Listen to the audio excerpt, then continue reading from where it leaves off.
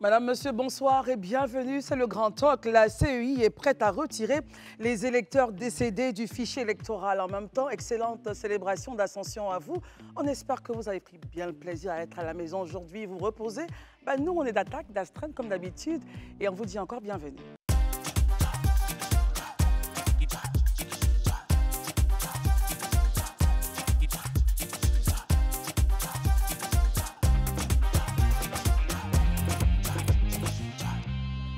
Notre plateau est 7 avec Herman Lavoie. Bonsoir Herman. Christelle. Élisée Boloubeu. Bonsoir Christelle. Marius Komoué. Bonsoir Christelle. Daouda Koulibaly. Bonsoir à tous et bonsoir chez vous. Très bien. Messieurs, sans plus tarder, on va donc essayer de regarder, d'apprécier. Votre lecture est très importante. Vous êtes avertis sur les sujets politiques. La CEI est prête à retirer les électeurs décédés du fichier électoral. Quel commentaire cela appelle-t-il de vous, Élisée Boloubeu? Bon, je pense que c'est déjà une très bonne chose. Et ça rentre dans l'ordre normal du fonctionnement de la CEI. Conformément au code électoral, la CEI, logiquement, est censée faire une révision de la liste électorale chaque année. Donc, malheureusement, dans le fonctionnement, ça ne s'est pas toujours passé comme ça. Mais je crois que c'est une procédure que met en place la CEI qui est conforme même à, je vais dire, à son cahier des charges. Donc, c'est déjà une très bonne chose. Je pense aussi que c'est le lieu peut-être d'appeler aussi ou d'interpeller les partis politiques et puis les citoyens de façon générale, parce que c'est bien. Pourquoi ? Oui, parce que c'est bien souvent de venir pendant l'élection, après l'élection, crier que bon, la liste est truffée de personnes décédées. Mais qu'est-ce qu'on fait chacun à son niveau pour que cette liste-là soit le plus acceptable possible, soit la plus acceptable possible. Donc c'est important que ceux qui ont des parents qui sont décédés puissent le signaler éventuellement à l'état civil et puissent aussi les signaler au niveau de la CEI pour que ces personnes-là soient retirées des listes. Parce que ça biaise en fait. Finalement, on se retrouve avec un taux de participation, souvent on dit de 15%. Alors pourtant, pourtant, on peut être plus que ça, mais parce que toutes ces personnes ont été prises en compte. Donc, c'est aussi important que cela soit revu. Herman Lavoie, quel commentaire cela appelle-t-il de vous? Moi, je pense que la CEI qui est prête aujourd'hui à retirer les personnes décédées de la liste électorale, c'est pour moi un aveu de son premier responsable. C'est-à-dire que l'institution ne faisait pas totalement, correctement son travail. Parce que c'est pas... Normalement, une liste électorale, dans le cahier de charge de la CEI, c'est prévu actualiser la liste électorale. Et ça ne se fait pas à des épisodes, ça se fait de façon permanente. Donc, venir parler de ces questions-là, lorsque les élections sont en vue, sont en train d'approcher, ça montre certaines faiblesses de ceux qui gèrent cette institution. Autre chose, la question principale, c'est la refonte de la CEI. Aujourd'hui, les partis de l'opposition, en grande partie, certaines opinions dans la population, insistent sur l'aspect où ce sont les partis politiques eux-mêmes qui envoient leurs délégués dans une institution qui doit gérer les élections. Dans des élections au cours desquelles ces partis-là même sont parties prenantes. Je pense qu'on ne peut pas être arbitre et en même temps, on a essayé, cela n'a pas marché. On a essayé, cela n'a pas marché. Il faut qu'on retrouve une institution qui est loin de cela. Et puis, le seul fait même que l'institution est gérée par une personnalité qui est nommée par l'exécutif, qui est choisi par l'exécutif, aujourd'hui, qui est quand même le président de l'exécutif, est président d'un parti politique. Je pense que tout cela montre les faiblesses.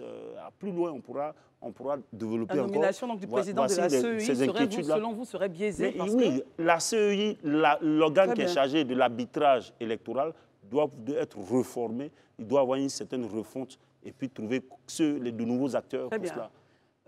Marius Komoué, au-delà de votre lecture, lorsque le président de la CEI s'interroge, pourquoi jusqu'à présent les officiers de l'état civil ne nous transmettent pas la liste des personnes décédées à l'occasion de la révision de la liste électorale? Est-ce que cette inquiétude, selon vous, pourrait être montre d'un problème qu'on pourrait avoir in fine lorsqu'on sera donc au seuil? fait la demande aux officiers d'état civil?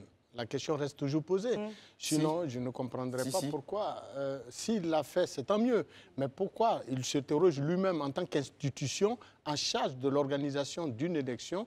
Il demande aux mairies, parce que c'est de ça qu'il s'agit, ou aux sous-préfectures et autres, de transmettre, par exemple, l'état des personnes décédées et il ne s'exécute pas. Et pourtant, dans les mairies, les mêmes maires qui dirigent ces communes, les communes, sont ceux qui sont très souvent candidats. D'ailleurs, cette liste électorale a fait grincer beaucoup de dents et le poteau rose a été relevé par le PPACI à travers donc ces structures juridiques qui avaient dénombré à l'époque, si mes souvenirs sont bons, plus de 6036 cas donc, de doublons sur cette liste.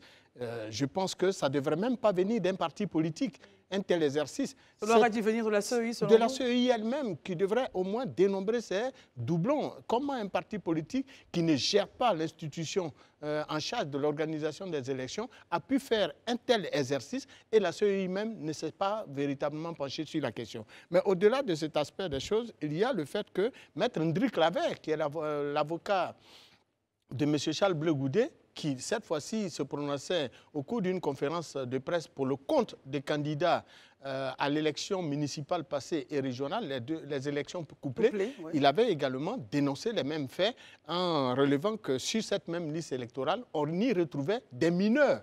Comment se fait-il? Mais en même temps, pour terminer avec vous, est-ce que le fait qu'on organise, la CEI organise donc cet atelier de réflexion sur le renforcement du processus vous rassure? Oui, c'est déjà un grand pas dans une mare, dans cette pavée jetée par l'opposition, en menant donc la CEI apparaît au plus pressé, parce que 2025, c'est tout proche. Daouda Coulibaly, votre regard sur cette actualité? Moi, j'aimerais qu'on lise la question du président de la CEI. Pourquoi, jusqu'à présent, les officiers de l'état civil ne nous transmettent pas? En réalité, ce n'est pas que la CEI travaille mal, ce n'est pas ça. Ils travaillent en concomitance avec d'autres administrations de l'état civil. C'est un chaînage. Voilà, donc il y a une chaîne de valeur qui est là. Donc il n'est pas nécessaire de venir s'asseoir et dire que la CEI travaille mal. Puisque si l'état civil n'envoie pas les choses, comment est-ce qu'ils vont faire? Avec quoi la CEI travaillera? Voilà. Donc, à la vérité, il y a l'état civil, il y a le ministère de l'Intérieur. Je pense qu'il y a une autre entité qui doit envoyer d'autres informations. S'ils ne l'envoient pas, comment eux ils font? Donc, je pense que c'est le lieu pour moi, en fait, d'attirer l'attention des politiques pour que, en fait, dans leur sempiternel dialogue politique qui ne finit pas, qu'ils puissent mettre ça au cœur du sujet pour dire sortez tous ceux qui sont décédés, tous les mineurs, tous ceux qui ne doivent pas être sur la liste électorale, qu'on puisse les sortir maintenant. Parce qu'à 1 an, 6 mois des élections, ce n'est pas à 2 jours qu'on va lancer cette opération-là. Et quand la CEI vous demande de dire venez, il est important. Élisée disait tantôt les politiques. Moi, j'ai toujours eu un problème avec la présence d'hommes politiques au sein de la CEI. La refonte, donc, vous la demandez? La refonte vue dans un contexte politicien, non. J'aurais souhaité pour ma part que l'organisation des élections puisse être rétrocédée au ministère de l'Affaires intérieures, comme ça se faisait au temps d'Houphouët-Boigny. Parce que, je le dis en Côte d'Ivoire, même si... Au ministère de l'Intérieur? Ministère de l'Intérieur, voilà, merci. Parce qu'aujourd'hui, en Côte d'Ivoire, même si l'élection était organisée par le Saint-Père lui-même, en Côte d'Ivoire, on trouvera des gens qui vont dire que les élections ont été truquées. Le fait de revenir à ce format-là pourrait un peu parler de crédibilité et ne pas avoir des complaintes comme on a l'habitude de le voir. En tout cas, moi, c'est mon souhait le plus ardent. Et comment est-ce que vous réagissez à cela, Élisée? Non, excuse-moi, avant de réagir à ça, je voudrais peut-être apporter un peu de précision sur les questions posées par Marius. Je crois que ces questions évoquées par Marius là ont fait l'objet d'interviews au cours duquel le président de la CEI a pris la peine d'élarguer au maximum ces questions. Et il a pris aussi la peine de nous expliquer un peu le fonctionnement. Pour ceux qui ont marqué un temps, qui ont pris la peine d'écouter, aujourd'hui peuvent comprendre que on fait, excusez-moi du terme, moi je suis partisan de ceux-là qui pensent que la CEI, on ne peut pas dire une commission électorale indépendante et qu'elle soit remplie d'hommes politiques, de partis politiques. Pour moi, vraiment, ça n'a pas son sens. Ça n'a pas son sens. Mais en même temps aussi, il ne faut pas faire de faux procès au président de la CEI. La question, voici comment fonctionne la CEI. Quand on arrive dans la question, quand on arrive à l'étape de la révision des listes électorales, la CEI adresse un courrier aux différentes administrations impliquées dans le processus, notamment le ministère de la Justice, pour que tous ceux qui sont condamnés et donc qui ne jouissent plus de leurs droits civiques et civils, soit la liste leur parvienne et que ceux-ci soient extirpés, au ministère de l'Intérieur qui gère tout ce qui est état civil, pour que tous les décédés puissent être extirpés. Mais la CEI, elle fait son rôle. Maintenant, l'administration en face a des failles. Parce que parfois, l'administration ne lui envoie pas les listes, ou quand elle envoie les listes ne sont pas complètes. Or, le mandat qu'a la CEI, malgré la bonne volonté du président de la CEI, il n'a pas le droit, même s'il sait aujourd'hui qu'Élisée Bolubeu, je touche du bois, ne vit plus, il ne peut pas de lui-même s'autosaisir, enlever Élisée Bolubeu. C'est pas possible.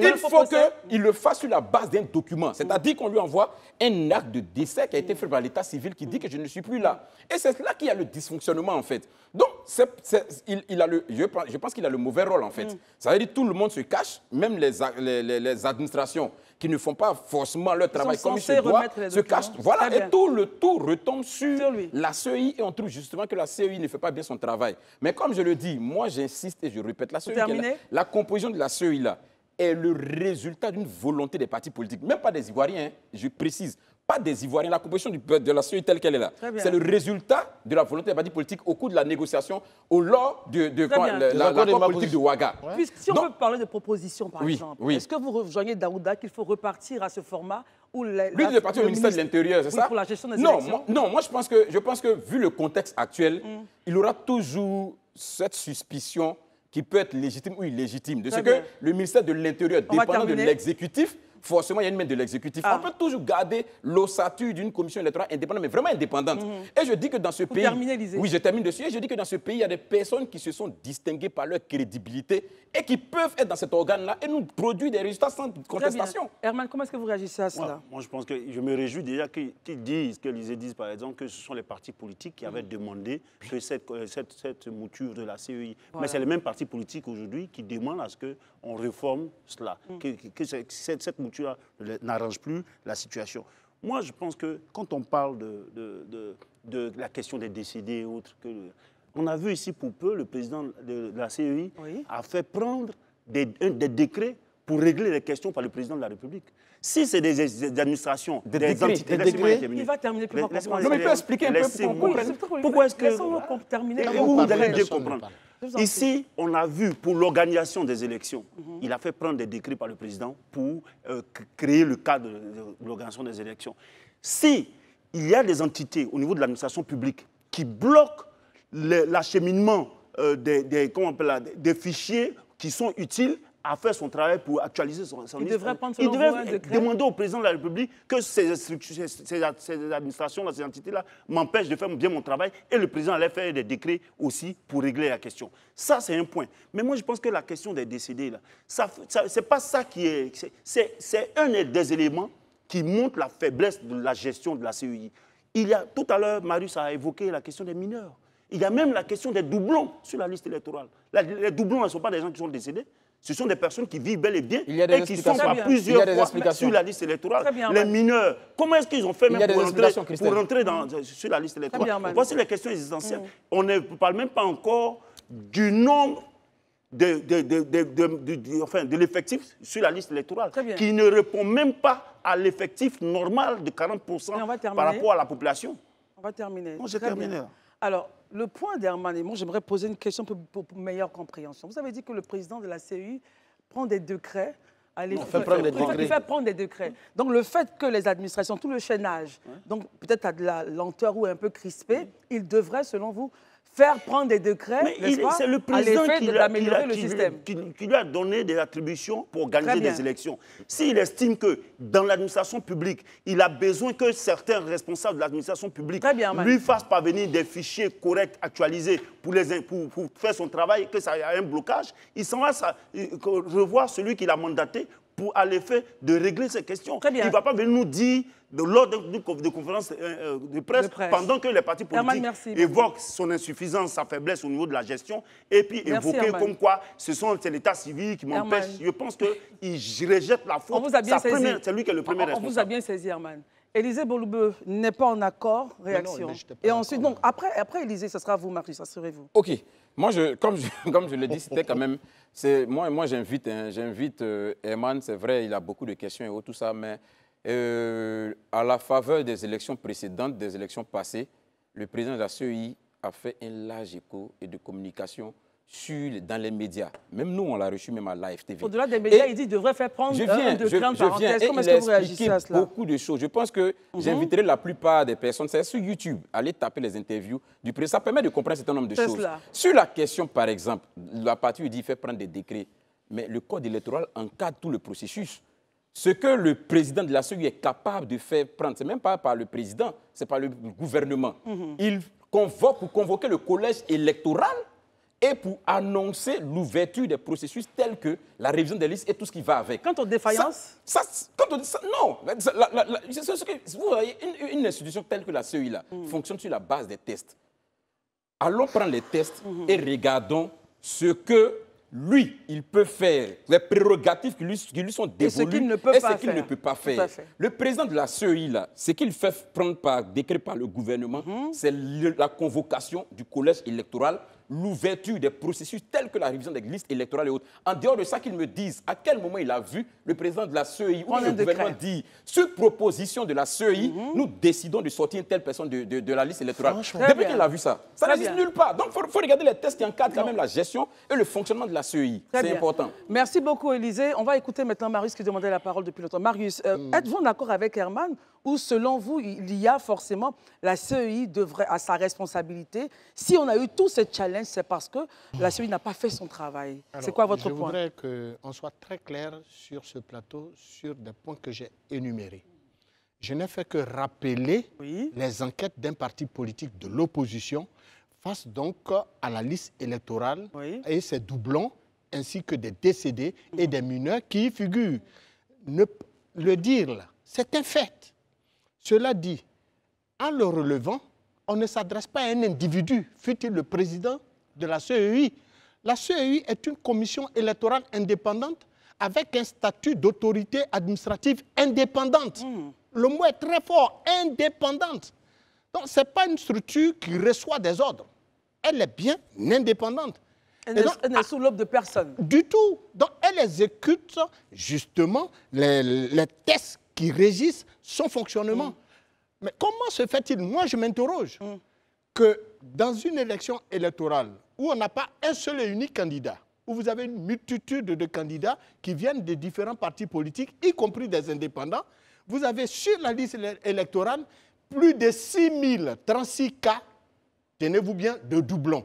Vous avez des décédés, vous avez des mineurs. À qui la faute, Marius Komoué? À qui la faute? À l'organe en charge de l'organisation des élections, ce n'est pas au président de la CEI. Je ne m'adresse pas au président de la CEI. Donc ne ramenez pas le débat à un individu. On parle d'une institution. Personne ne l'a fait. Cela dit, je ne dis pas que la CEI a mal travaillé ou a bien travaillé. Donc on parle du mécanisme. Je fais des constats. Les constats sont réels. La preuve, la CEI relance les hostilités en demandant une révision encore une fois. Parce qu'on aura une élection bientôt, c'est normal. Bien entendu. Donc, finalement, la CEI a accédé aux points énumérés par les partis de l'opposition, leur donnant donc raison. Daouda, votre point là-dessus. Allons-y, Herman. En fait, je suis quand même surpris qu'on s'énerve aussi peu, mais à la vérité, concernant la liste électorale, les doublons dont on parle, les décès dont on parle, ils se retrouvent sur la liste. La liste électorale, il faut informer les Ivoiriens.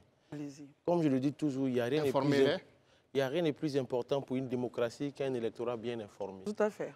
Lorsqu'il y a eu le contentieux électoral, les points qui ont été énumérés justement, les partis politiques ont été appelés à venir contester ces listes électorales. Sur le million de cas frauduleux qui étaient dans la liste électorale, vous savez, il y a combien qui ont été juste extirpés? Moins de 3000. Pourquoi vous faites ce point-ci? Non, je fais ce point parce qu'à la vérité, tout est régi par la loi. Vous comprenez un peu? Je ne peux pas décider personnellement pour dire Christelle n'a pas le droit d'être sur la liste électorale. Si j'estime que Christelle n'a pas le droit d'être sur la liste électorale, je dois le prouver par un document administratif. Le justifier.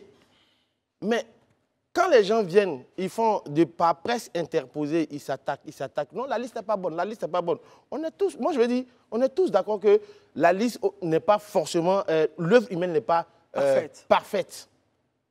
Et dès l'instant qu'elle n'est pas parfaite, on peut la parfaire. La preuve, il y aura une alternative. Voilà, mais il faut aller à des contentieux pour aller le faire. On vous demande de le faire, vous ne le faites pas. Mais si tu ne le fais pas, à qui la faute?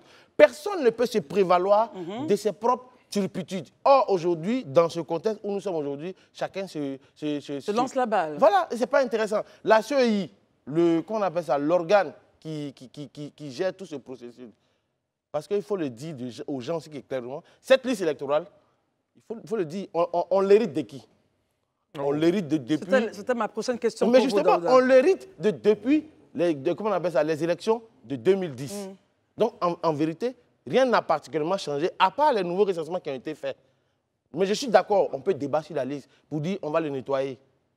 On va la nettoyer et autres. Mais finalement, arrêtons de dire, d'accuser les uns et les autres ou leur faire un procès en sorcellerie. Déjà, il faut dire que l'atelier qui a eu lieu donc le 7 mai a pour but de travailler sur le processus électoral.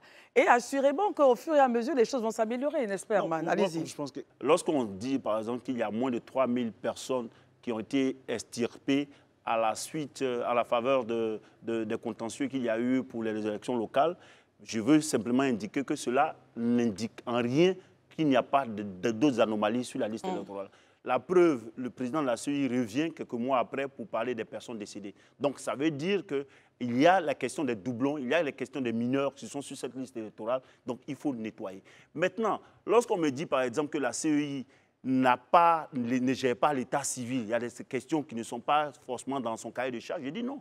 Dès lors qu'on dit à la CEI que vous êtes chargé d'organiser des élections et de faire en sorte que la liste électorale soit potable, ça veut dire qu'on leur demande de faire en sorte que des personnes qui sont décédées ne soient pas sur la liste électorale, donc des mineurs ne soient pas sur la liste électorale, en plus que toutes ces anomalies soient gérées. Si elle doit aller voir des institutions partenaires pour régler ces questions-là, elle doit le faire. Si une institution, ces partenaires le refusent, elle doit trouver la personne qui l'a mandatée pour pouvoir régler ces questions. Si elle ne le fait pas, c'est parce qu'elle ne fait pas son travail. Daouda, votre point là-dessus? Je pense qu'il a chuté par le fameux mot, si elle ne fait pas, c'est qu'elle ne fait pas son travail. Mais je pense qu'on s'est échiné et gosillé ici à expliquer que c'est un travail à la chaîne. Donc chaque institution a ses prérogatives et tout ça est contenu dans la loi.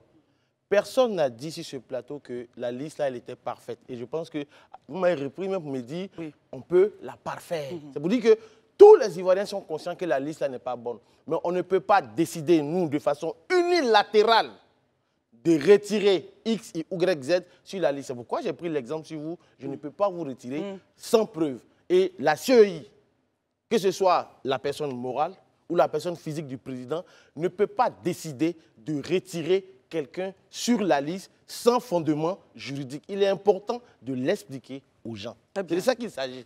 Marius Komoré, pour avancer, hein, cet atelier qui a eu lieu hier nous permettra, in fine, de ne plus avoir ce genre de débat, n'est-ce pas? On pourrait avoir une liste électorale parfaite, enfin, même s'il n'y a pas de perfection sur Terre. Au moins fiable. Au moins fiable. Oui, c'est tout le mal que nous souhaitons donc à la CEI, parce qu'au final, nous voulons des élections... Et aux autres partenaires qui interviennent dans le système. Oui, bien entendu. Nous voulons une élection inclusive, une élection qui n'exclut certes personne, mais avec des électeurs, des votants identifiables et identifiés, et non des morts, des mineurs, parce qu'un mineur n'a rien à voir à avoir son nom sur une liste électorale. Tout comme des doublons ne devraient pas exister. Parce que le doublon, il te permet de gagner une élection.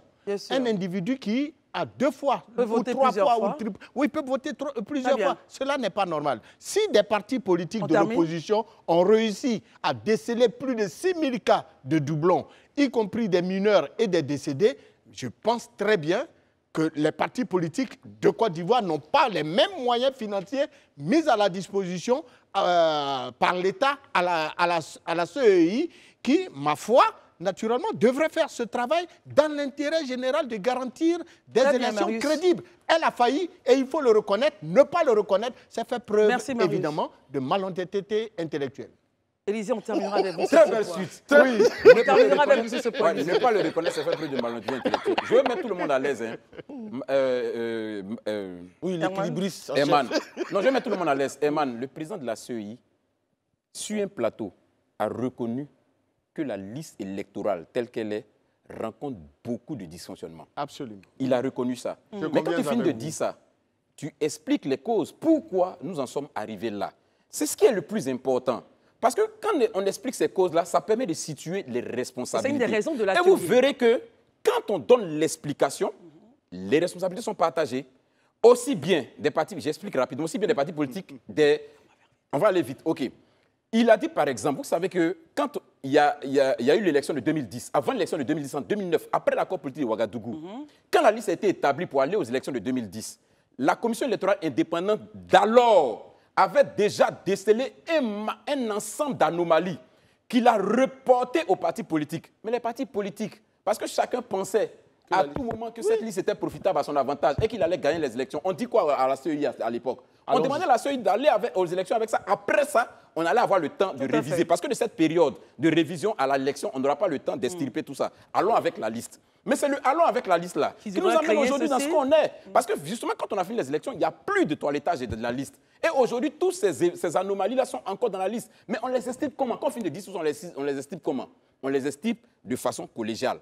Et les partis politiques, très bien, qu'on fait le travail, qu'on donc sorti des anomalies qui sont venues déposer. Ok, on a constaté ces anomalies-là. On les résout comment? On les résout maintenant parce que le président de la CEI a sa bonne foi. Comme on l'a dit, ne peut pas extirper quelqu'un d'une liste sans s'appuyer sur un test ou un document. Pas son mandat. Sans s'appuyer sur un test et un document. Donc l'administration publique doit mettre à sa disposition les éléments qu'il faut pour qu'il puisse extirper. Et les citoyens aussi doivent le faire également. Très bien. C'est ça. Et c'est le rôle justement qu'on nous demande maintenant dans la révision de la liste électorale. Exactement. Donc si moi j'ai mon parent qui était sur la liste qui est décédé, il ne faut pas que je m'asseye pour que demain je dise non, il y a des morts. Mais il faut que j'aille signaler à l'état civil, mon parent est mort. Alors, il est sur la liste encore, ce n'est pas normal. Élisée, la même question posée à Marius, et on va terminer avec vous. Est-ce que vous pensez que les résultats de cet atelier-là, avec toutes les parties prenantes, nous permettront d'avoir une liste fiable?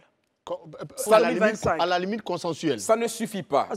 J'explique. Parce que cet atelier-là s'adresse au personnel de l'état civil. Mais ils ont un rôle alors que ce n'est important. pas l'état civil seul qui est engagé dans la liste électorale. Comme je l'ai dit, il y a le ministère de la Justice. Il faut les rajouter, ils auraient dû participer. Non. Il va faire des ateliers successifs. Tout à fait. Donc eux, ils ont donné comment on appelle ça, ce qu'il faut pour qu'ils puissent être à la hauteur de la tâche. Mais ils ont un rôle important rencontré sur le ministère de la Justice, les différents acteurs seront rencontrés et puis chacun fera des propositions qu'on mettra dans la balance et puis on va faire avancer la machine. Dans l'agenda, on peut tenir jusqu'en 2025? Ben, on espère, il le faut en tout cas, il le faut. Une dernière Rapidement, chose, Daouda. rapidement, c'est qu'aujourd'hui, comme je l'avais dit dans mon propos liminaire, la CEI, pour qu'elle soit crédible, pour qu'elle se sente bien dans sa peau, il faut que tous les partis...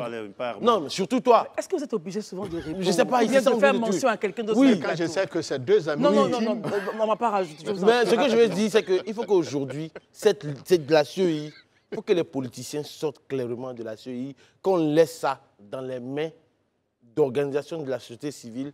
Vraiment Élisée parlait de personnes crédibles qui ont... Oui, mais en fait, je veux dire, en Côte d'Ivoire, comme je l'ai dit, en Côte d'Ivoire, même si on a mis le Saint-Père à la tête de la CEI, non, moi-même, je peux me proposer.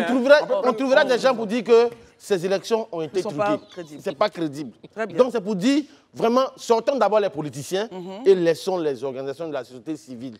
Voilà. Qui, elles, ne sont pas affiliées normalement à des partis politiques. En principe. Ce serait l'idéal. Non, toi, tu te sens déjà concerné par ça. Comme moi, lui, je vois déjà président de la CEI. S'il vous plaît, messieurs. En tout cas, on va regarder un peu et voir un peu l'évolution de ce sujet-là, parce que ça intéresse les Ivoiriens, pour avoir une liste consensuelle, fiable et crédible pour des élections apaisées en 2025. Messieurs, très souvent, on a l'impression que ce plateau se transformera donc en ring de boxe. Kickboxing.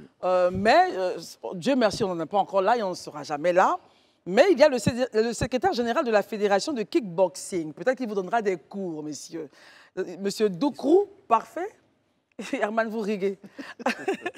Monsieur Doukrou, parfait, secrétaire général de la Fédération de kickboxing.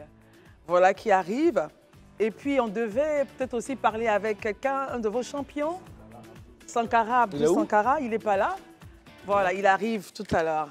Alors, bonsoir, comment allez-vous? Kickboxing, c'est cette...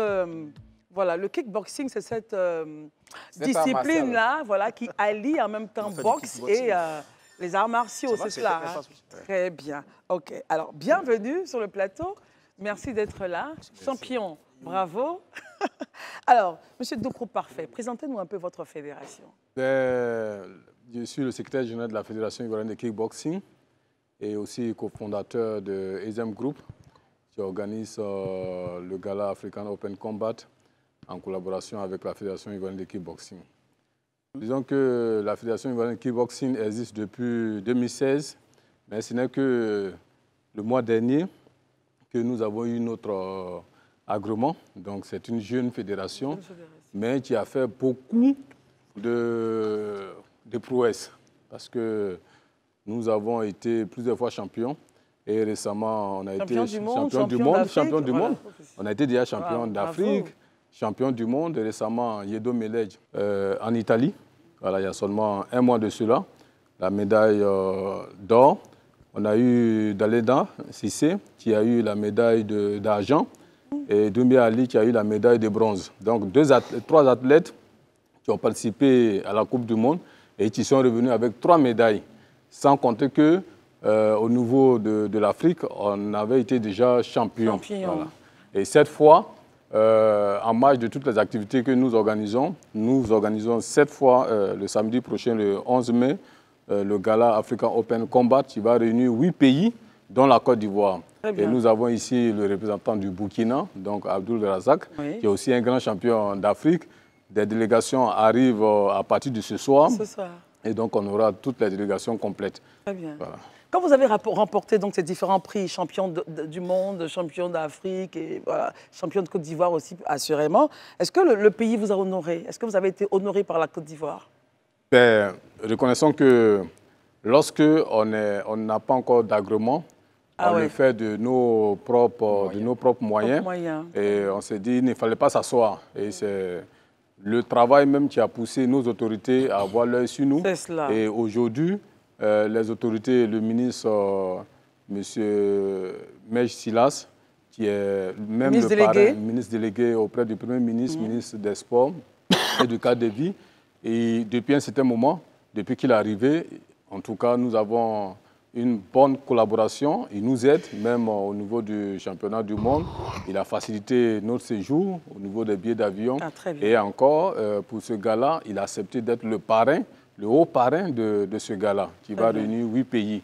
Donc, depuis, en tout cas, nous avons le soutien de nos autorités sportives. Élisée? Moi, je suis intéressé de vous poser la question, vu que la fédération est très jeune, combien de pratiquants avons-nous en Côte d'Ivoire? Et puis, est-ce que les athlètes vivent de leur art sous nos tropiques?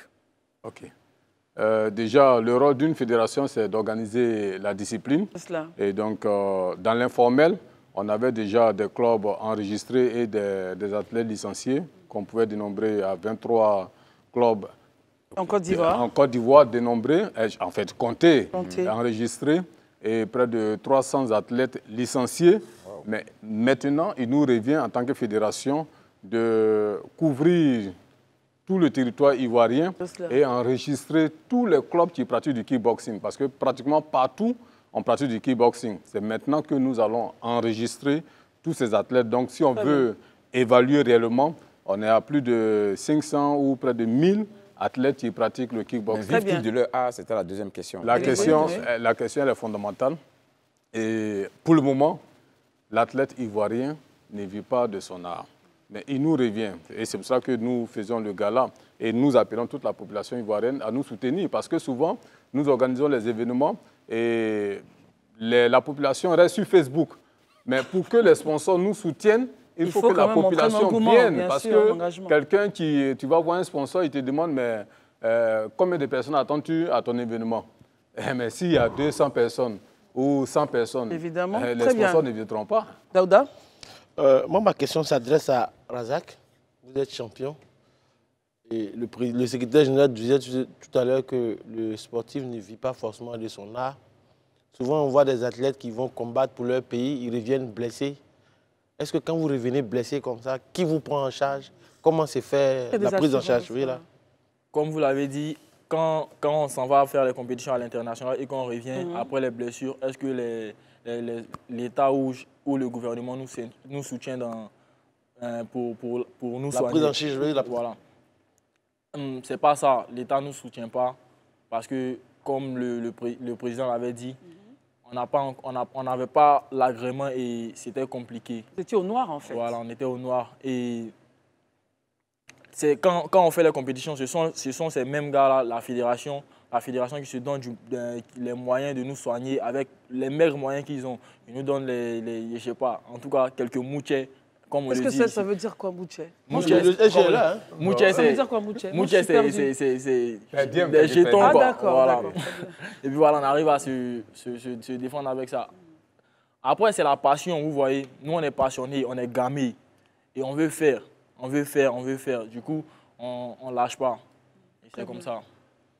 Oui, mais effectivement, la question de prise en charge, elle est très importante. Oui. Et c'est en cela qu'en tant que fédération, Oui. on dit tout promoteur qui veut organiser un gala, il faut qu'il donne des garanties. Parce que pour faire un gala, l'athlète est blessé, il faut que dans le contrat, il ait quand même la prise en charge médicale. Là, ça, au moins, on veille à ça. Par exemple, le gala que nous allons faire, il aura une ambulance, il aura des médecins, des prise en charge médicale. Des prises en charge. Donc, c'est vraiment ça. Au niveau de la fédération, nous avons instauré une prise en charge dans la licence. Donc, tout athlète ivoirien qui est licencié, il a par derrière une prise en charge au niveau de la fédération. Voilà. Donc, en tout cas, nous veillons à ça. Nous veillons à ça. On ne veut plus travailler dans l'informel. C'est des questions très importantes. Très importantes. Et sans cela, je lance encore un appel à la population, au public, de venir soutenir les galas. Venir le 11, qui arrive là, le samedi 11, remplir le palais des sports à partir de 18h pour nous donner du courage. C'est cela. Marius Komoé? Beaucoup de courage à vous. Mais n'empêche qu'au niveau national, comment vous vous organisez pour une meilleure adhésion je veux dire, de la jeunesse ivoirienne à la pratique, par exemple, de cet autosport? Je veux dire de contact, parce que c'est un sport de contact. D'abord, nous formons les coachs, les maîtres, et ce sont les maîtres qui gèrent les clubs. C'est ça. Donc, il faut former ces maîtres-là et ensuite veiller sur l'instauration ou bien l'installation des clubs. Mais en même temps, nous organisons des événements.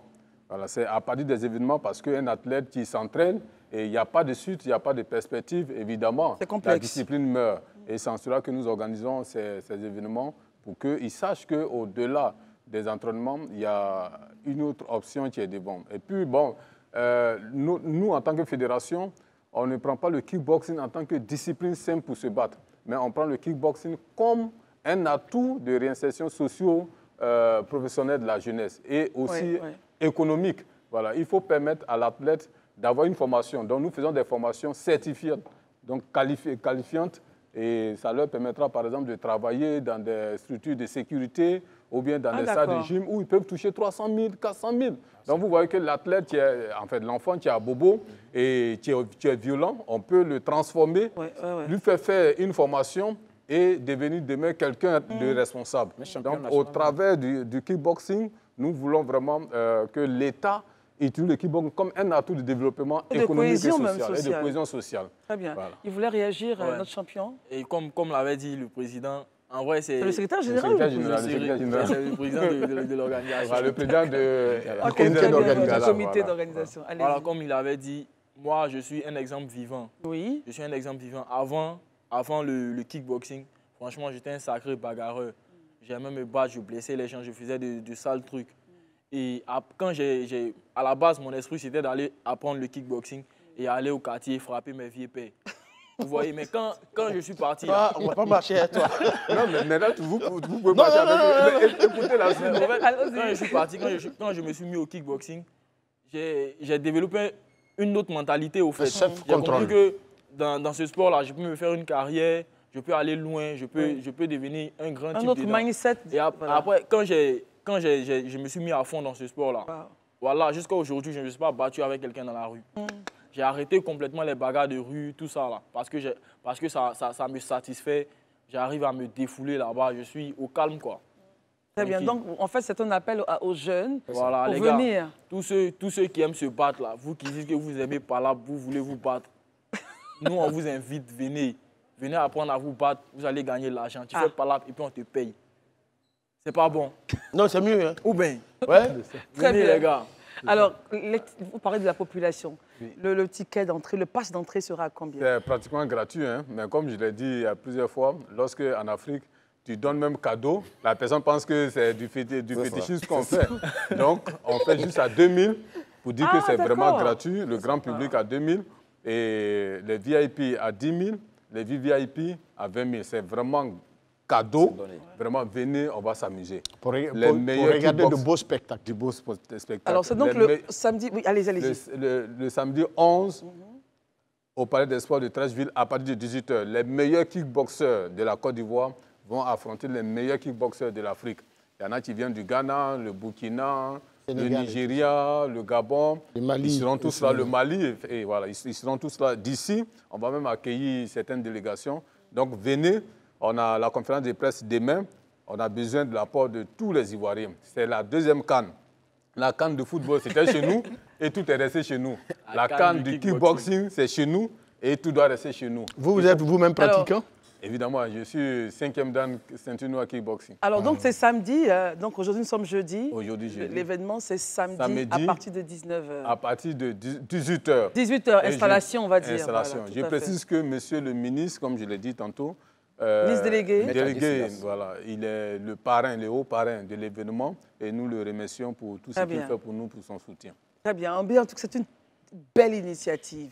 Parce que l'appel qu'a lancé le champion, je crois, si cela est bien entendu, même par les politiques, par les décideurs, cela pourrait régler la question de l'insécurité, de la violence, parce que vous leur donnez un chemin de vie, ils sont plus responsables, ils ont un autre mindset et ils sont prêts à contribuer.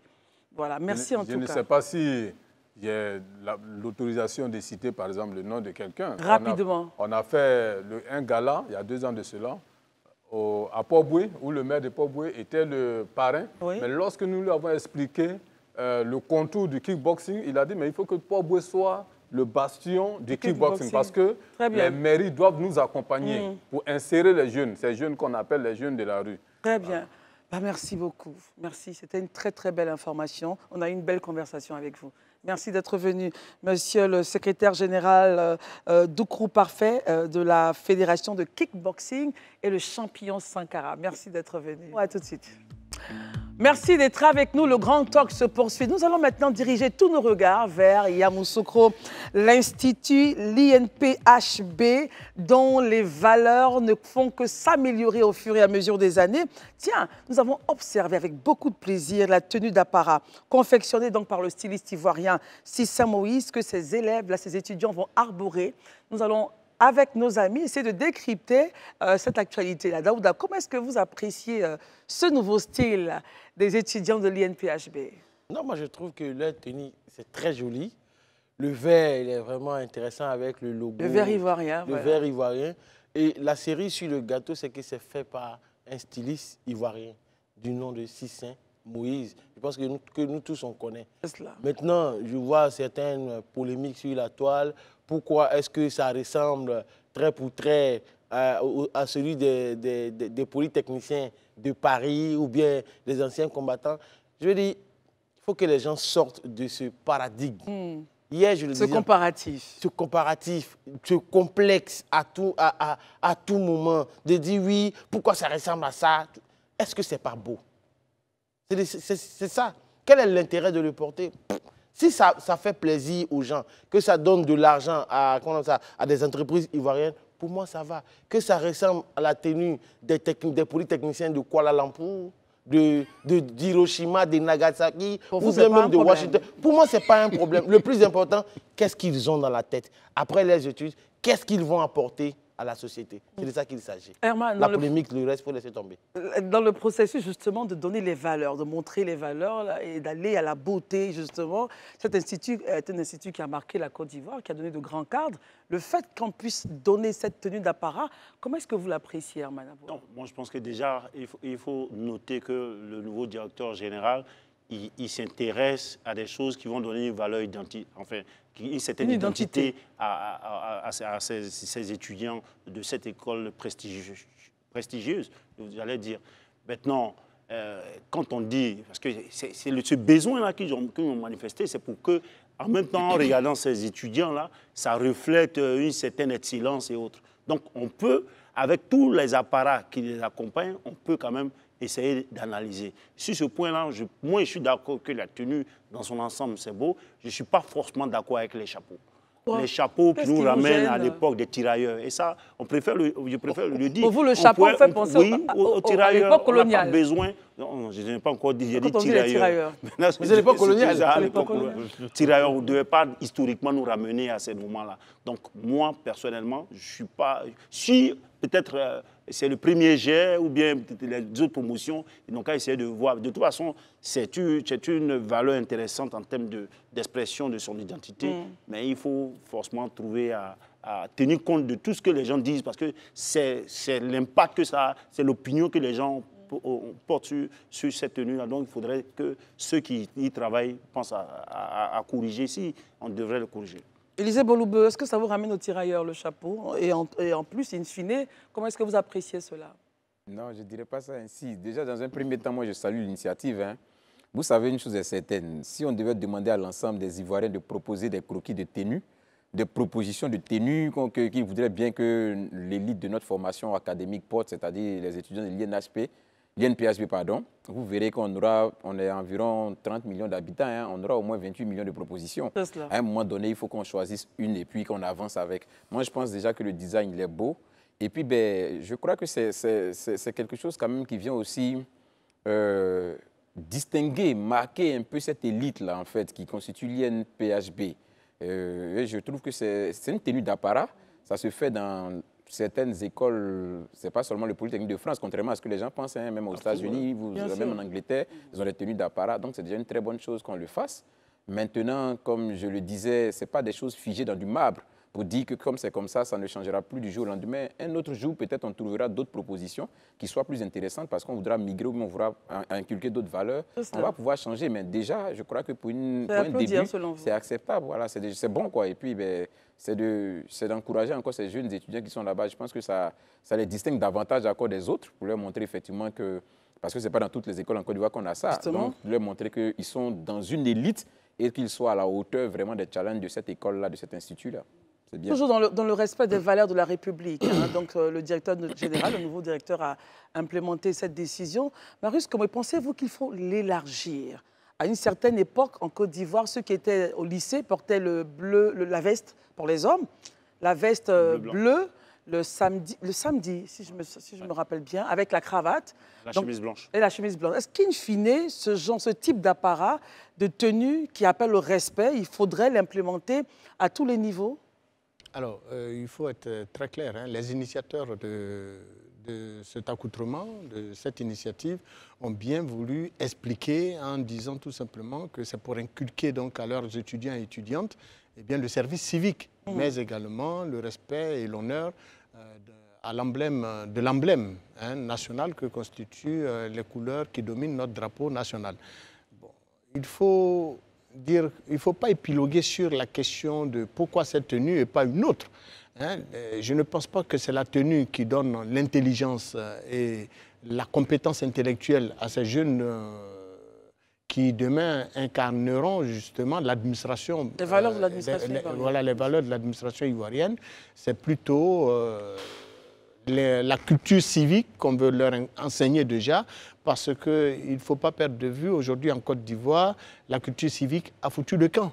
Et donc, il faut replonger dans ces valeurs. Vous rappelez le temps qui était le nôtre, y compris la plupart sur ce plateau, qui était celui de porter justement tous les samedis la veste. La veste. Moi, je n'ai pas porté. Non, on n'a pas eu ce privilège. Ah, vous n'avez pas eu ce privilège? Non, ils sont plus jeunes. Oui, mon cher Herman. Alors donc, la cravate noire, le soulier noir, la ceinture noire, et puis la chemise blanche. Ça permettait justement à l'élève de bien s'habiller. Mais bien entendu, et à l'entrée de l'établissement, à l'époque, vous avez les éducateurs qui vérifiaient qui était bien habillé. Et il fallait être bien fourré, bien nouer sa cravate. Et si ça n'a pas été le cas, ça se faisait sur place où vous n'avez pas accès à l'école. Donc c'était l'époque où les gens s'habillaient convenablement. Et même quand c'était le kaki, au lycée, il fallait s'habiller convenablement et fourré. Tous les lundis, nous étions devant le drapeau, le mât. Il fallait saluer le drapeau. Il fallait donc monter le drapeau. Et le week-end, le vendredi, en partant, on descendait le drapeau et on chantait le nom d'Oufouette-Boigny à l'époque. C'est une très belle chose. Alors, quand j'entends Marius, au-delà de l'aspect esthétique, il y a un autre point qu'on veut régler, Daouda. Est-ce que vous pensez que je suis dans le vrai? Non, je pense que vous êtes totalement dans le vrai, parce que regardez en Côte d'Ivoire ici, l'École nationale d'administration. Oui. Eux, ils ont des tenues pour tous les cycles. Le cycle moyen, le cycle moyen supérieur, le cycle supérieur. Ils ont une tenue spécifique pour chaque cycle. Et au-delà de ça, ça inculque, comme il a dit, des valeurs citoyennes, des valeurs, comment on appelle ça, de civisme. Exactement. Parce que le ministère de la fonction publique, même à ce propos, est allé plus loin. Lorsque les nouveaux entrants même vont faire des formations à la gendarmerie nationale pour leur inculquer des valeurs citoyennes et des valeurs civiques. Et justement, dans parlant de cette formation, on a vu certains nouveaux qui étaient arrivés, enfin j'ai eu le privilège de les voir arriver un peu en retard. Ben, ils ont été traités comme des monos, c'est-à-dire des nouveaux militaires. Mais ils ont fait le tour. Vous partez plus loin. Je vais aller même plus loin. Souvent même parce que dans ces écoles-là, et pour les fonctionnaires, je pense qu'ils le sauront, quand vous êtes en formation, vous n'avez pas le droit de garder la barbe et les cheveux. Oui, tout à fait. Quand vous arrivez, que vous n'êtes pas rasé, ou bien vous n'êtes pas... Il y a une discipline. On vous rase sur le champ, ou bien si vous ne voulez pas être rasé, vous partez. Maintenant, pour revenir au fait, moi, sincèrement, j'y reviens encore, le chapeau, franchement, même si ça ressemble à celui du premier tirailleur sénégalais ou ougandais, laissons passer, c'est beau. C'est beau. Il faut regarder le contenu et laisser... le folklore qui va autour. Laissez le contenu. Alors, rapidement, Herman, sur ce point du chapeau. Enfin, pourquoi est-ce que le chapeau... Herman, comment est-ce que vous pouvez penser... ça vous ramène aussi loin, aux tirailleurs sénégalais? Moi, je pense que lorsqu'on a des attributs, c'est pour que les attributs-là fassent effet, ou bien donnent une certaine lecture. C'est pas ivoirien, selon vous? Non. Je veux dire qu'il y a des choses dans l'histoire des peuples qui ont marqué certains peuples, soit négativement ou positivement. Moi, je ne pense pas que... C'est vrai qu'on a appuyé, en tant que tirailleurs, on a appuyé nos alliés pour certaines batailles, mais je pense que ces moments-là, c'était des moments durs. Les tirailleurs, aujourd'hui, on peut épiloguer sur comment est-ce qu'ils ont été traités par la suite. Donc, je veux dire que ces moments-là, ce n'est pas à nous de les rappeler dans nos attributs autres. Maintenant, pour indiquer une chose, ce n'est pas la première école qui fait cela. Oui, il y a l'ENS, l'École normale supérieure, c'est ça, l'École normale supérieure. Il y a même l'Académie régionale des maires. Il y a l'ENA. Il a déjà dit l'ENA. Donc, il y a quand même des écoles, même les écoles devrait privées. descendre au niveau, par exemple, des lycées et collèges. Les lycées et collèges, moi, je pense que... Pas ce genre de tenue, mais quand même une tenue assez qui apprend à l'élève à savoir s'habiller. Est-ce que pour vous, c'est important? Ils ont déjà le kaki maintenant. Qu'ils mettent souvent, enfin pour certains qui descendent jusqu'à un certain niveau. Non, je pense que ça, je veux dire, c'est l'éducation. C'est comment est-ce que tous ceux qui doivent les encadrer et autres là managent cet aspect-là. Sinon, après, ceux-là, ils sont déjà matures. On leur permet, dans certaines circonstances, de porter cette tenue-là. Sinon, c'est très, très beau. Et puis, bon... L'aîné Saint-Moïse, c'est quelqu'un qu'on admire bien, c'est quelqu'un... Certainement, moi, je ne crois pas que c'est des choix qu'ils lui ont proposés, ils ont dû choisir quelque chose. Voilà, donc lui, il est rentré dans le goût ou bien dans ce que le client souhaite avoir. Ça peut rappeler aussi Saint-Cyr. Moi, en fait, il y a un truc sur lequel j'aimerais revenir, puisque mon frère Eman... je le comprends, mais juste pour non, je comprends ce que tu dis et j'entends. Mais juste pour l'histoire, je pense qu'on est un week-end, on va faire juste un petit coup d'histoire. Le costume que tu portes, le costume que je porte, il ne vient pas de la France. Il ne vient ni de Londres. Il vient d'Inde, en fait. Pour dire qu'en son temps, les Français, au temps de Napoléon, sont allés là-bas pour une conquête et autres. Ils ont vu, vous avez vu que dans la monarchie anglaise, les servants portent généralement des costumes et ils ont vu cela. Les Français se sont inspirés des Indiens. Donc, de base, quand on voit chez les autres ce qui est bien, il n'y a rien de mauvais, il n'y a rien de méchant à prendre ce qui est bien chez les autres. Si j'avais des cheveux, je t'assure que j'aurais fait la même coupe que toi.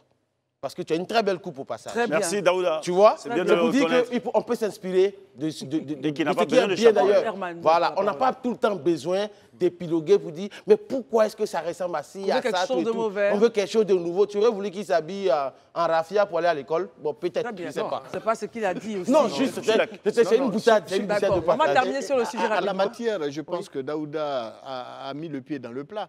Parce que l'indiscipline aujourd'hui dans nos écoles, tant au niveau du supérieur qu'au niveau du secondaire, est une réalité. Il faut effectivement que les directions ou les services en charge d'encadrer nos jeunes élèves et étudiants remettent véritablement la question de l'uniforme, on va dire, du service civique et donc du respect des règles qui régissent donc le fonctionnement d'un établissement d'une telle valeur comme l'INHB au goût du jour. Et donc, je pense que les responsables de l'INPHB, voilà. les responsables de l'INPHB ont eu le nœud creux en imposant donc à leur... Bon, là, je constate que si c'est Moïse qui a été le couturier ivoirien choisi pour réaliser le styliste ivoirien qui a été choisi pour cette tenue, a marqué d'une pierre justement sa vraie marque, c'est l'école Mao. Voilà, et je pense que moi-même, je porte souvent quelques-unes de ces créations. Merci beaucoup. Alors, messieurs, donc, nous apprécions cette magnifique tenue de l'INPHB. C'est très beau, ça montre l'ordre, la discipline et le service civique, évidemment. Comme vous êtes bien habillés comme ça, évidemment, vous avez envie d'écouter ce qu'on vous dit. Peut-être, pourquoi pas, penser à regarder ce qu'on peut faire pour les lycées et collèges. Il est dommage de voir certains élèves aller à l'école, le bouton ouvert, Je pense qu'à ce niveau, quand même, on peut s'accorder quand même une félicitation sur ce plateau, hein, parce que les chroniqueurs, quand même, font l'effort vraiment d'être très bien vêtus. Oui, en tout cas, ça, je l'apprécie. Je pense que ça, c'est quelque chose quand même qui mérite d'être reconnu. Nous le saluons avec la dernière énergie. C'est la preuve qu'on a fait l'école de Marius, où on vérifie à l'entrée qui s'est fourré, qui s'est pas fourré. Alors, messieurs... Et on était vachement sanctionnés par les éducateurs. Vous pouvez être sanctionnés à venir ramasser les bouts de feuilles dans l'école les week-ends. Et puis bref, c'était la belle époque. C'était la belle époque. Et je vous ramène, messieurs, dans le temps au 25 avril. Pourquoi? C'était l'inauguration du Centre international de médiation Félix Houphouët-Boigny, ici en Côte d'Ivoire. On aura bientôt Maître Dogo Kwasi qui nous expliquera en long en large. Mais messieurs, ce centre-là est venu pourquoi? Simplement pour permettre à ce que la médiation soit le règlement prioritaire de tout conflit. Quand on a une atmosphère politique souvent qui tend à virer au chaud, quelle est votre impression là-dessus, Herman? Non, je pense que sur ce sujet, à Élysée, sur ce plateau, sera le plus à l'aise, puisque très souvent, quand ça chauffe, c'est lui qui a le bâton. Enfin, je dirais pas le bâton. Je te remercie, parce que là, tu es en train de donner une piste au président pour la prochaine nomination. Qui a le mot juste. Moi, je pense que c'est tout à fait normal, hein, que lorsque des personnes se battent, qu'il y ait toujours une certaine médiation. Le fait qu'il y ait un centre en Côte d'Ivoire. Qu'il y ait un centre, moi, je pense que ça va jouer, surtout qu'en Côte d'Ivoire, il y a quand même, dans notre société, plusieurs sources de conflits. Il y a les questions qui soulèvent les questions de la gestion foncière, la question de bon voisinage et autres. Là. Ces choses-là, ces genres de centres-là, si les gens font tranquillement bien leur travail, je pense que ça aide. Quoi. Moi, ces genres d'initiatives, je les applaudis toujours, tant que ce n'est pas budgétivore. Élisée Boulou, quelle lecture vous faites de ce centre-là en Côte d'Ivoire? En tout cas, de prime abord, on pourrait dire que c'est une très belle initiative parce que, comme l'indique même la note sur ce centre juridique pour médiateurs a pour objet la formation, l'exercice et le développement de la pratique de la médiation comme mode de règlement des conflits en Côte d'Ivoire. Donc, il a son sens. Quand on sait tout ce que notre pays a vécu jusque-là, c'est important qu'on ait de tels centres. Maintenant, qui seront les auditeurs à l'intérieur de cette centre? C'est quelque question quand même qui reste posée. Et à ce niveau-là, je crois que ce centre et la chambre, c'est ça, hein?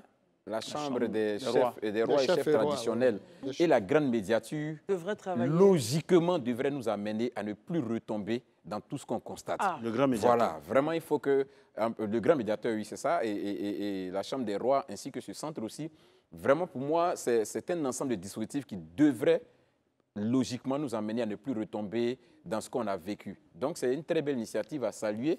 Et je crois que, pour moi, c'est de faire lancer un appel aux Ivoiriens de ne pas regarder ces genres d'initiatives-là de loin. Il faut s'y rendre, chercher à comprendre, si possible, être auditeur et même bénéficier de la formation. C'est important. Oui. Chacun à son niveau peut contribuer à apaiser les tensions, que ce soit dans notre famille, dans notre groupe d'amis et autres, tout ça. Donc, c'est vraiment une belle initiative.